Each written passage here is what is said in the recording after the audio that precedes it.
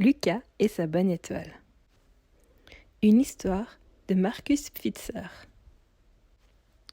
La nuit est tombée sur Bethléem. Assis dans son lit, le petit Lucas regarde, fasciné, le ciel brillant de mille éclats. Il aime observer les étoiles juste avant de s'endormir. Mais depuis quelques jours, ses yeux sont attirés par un astre étrange qui grandit et rayonne chaque soir davantage. Et cette nuit, il semble plus proche et plus lumineux encore que jamais. Peut-être s'agit-il de ma bonne étoile, songe Lucas. En fermant les volets et bercé par ses pensées, il s'endort bien vite.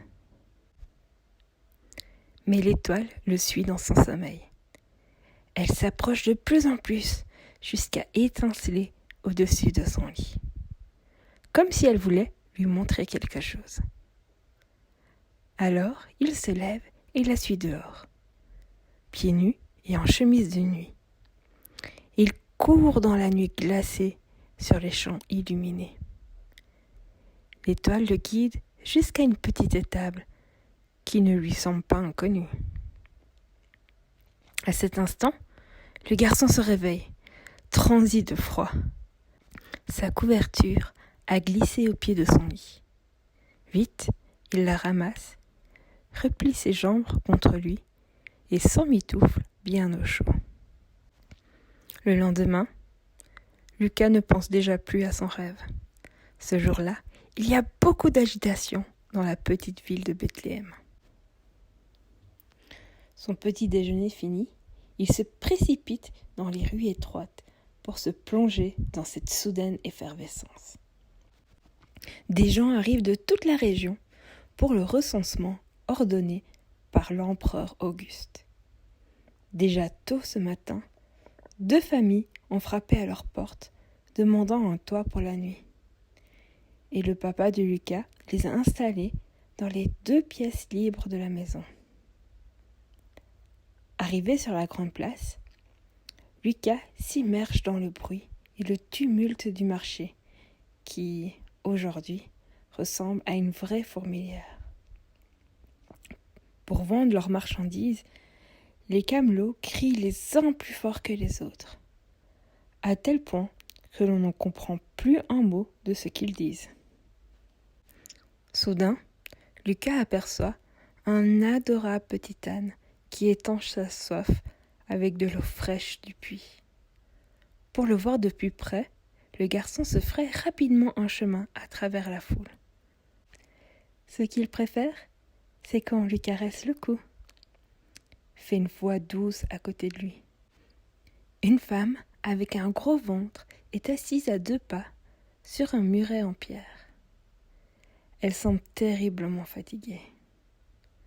Bientôt, son mari revient, s'approche d'elle et lui murmure quelques mots à l'oreille.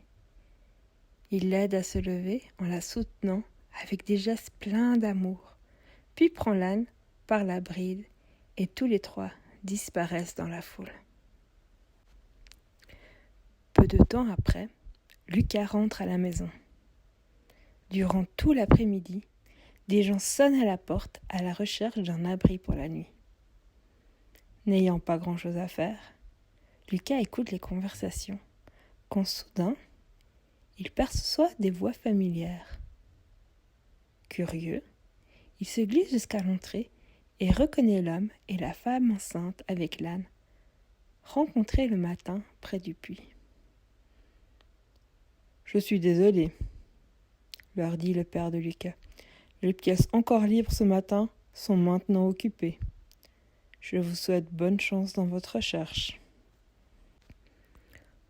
Aussitôt la porte refermée, Lucas se précipite vers son père. Il lui raconte sa belle rencontre du matin et tente de le convaincre. « N'avons-nous vraiment plus de place, papa ?» insiste-t-il désespéré. « Ce couple pourrait bien dormir dans ma chambre, non ?»« Non, mon petit Lucas, je regrette. Tu vas déjà devoir partager ta chambre avec 2 enfants. Et puis, ne t'inquiète pas, ils vont sûrement trouver une chambre. » Lucas n'en est pas si sûr. Il est déjà tard, et il pense à tous ces gens qui arpentent peut-être encore les rues, à la recherche d'un gîte. Il se précipite donc dehors et suit discrètement le couple, tandis qu'il cherche un abri pour la nuit. Il les observe pendant un bon moment. Mais la réponse est partout la même. Les pensions, les auberges et les gîtes sont tous complets. À bout de force et lassé des refus, l'homme et son épouse s'assoient un peu pour se reposer. Malheureux de les voir ainsi, Lucas retourne chez lui en courant. « Papa, viens s'il te plaît !» s'écrie-t-il bouleversé. « Nous devons faire quelque chose !»« Je suis désolé, Lucas, » répond celui-ci. « Mais je te l'ai déjà dit. Avec les 11 personnes que nous hébergeons déjà, notre maison est vraiment pleine à craquer.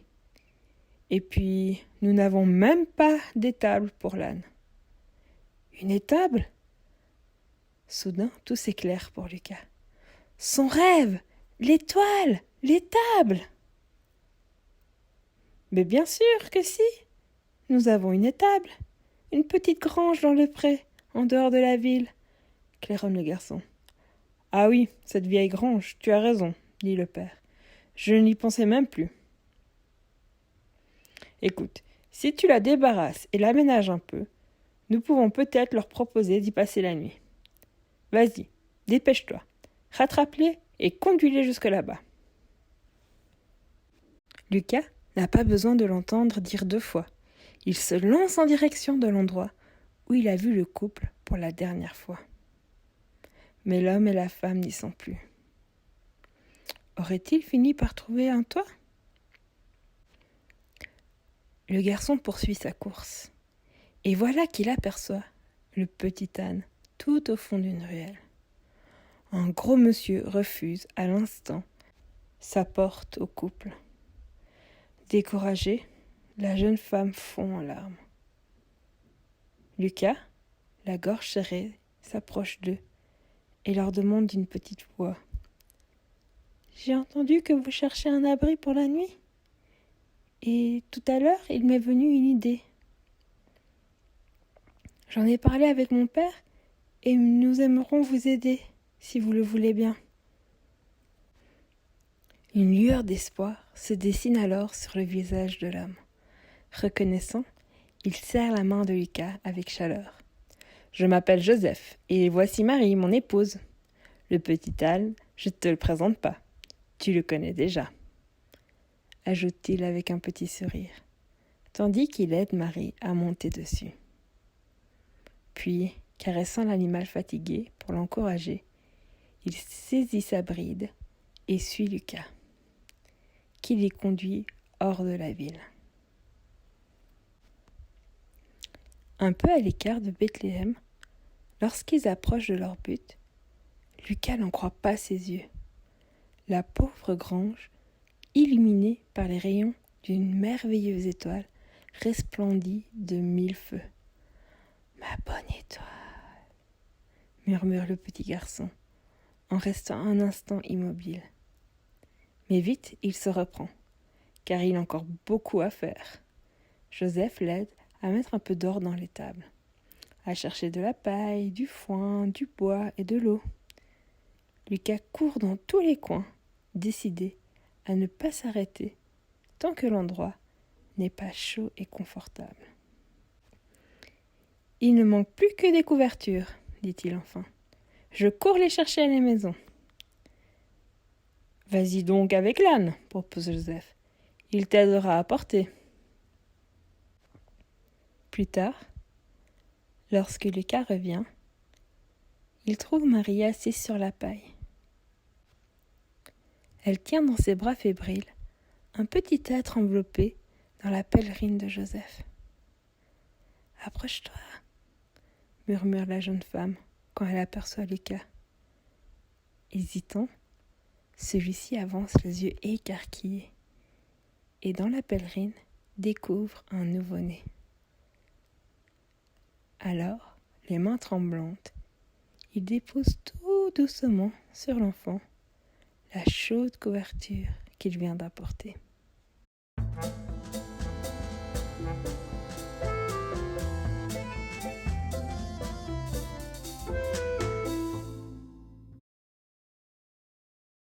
C'est fini.